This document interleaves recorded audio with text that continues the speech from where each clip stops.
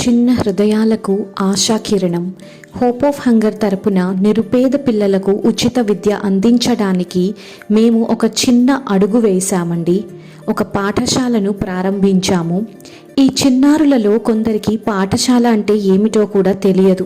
అయినా సరే అండి, వారి కళ్ళల్లో నేర్చుకోవాలి అనేటటువంటి ఆశ ఎంతగానో చూస్తున్నాము.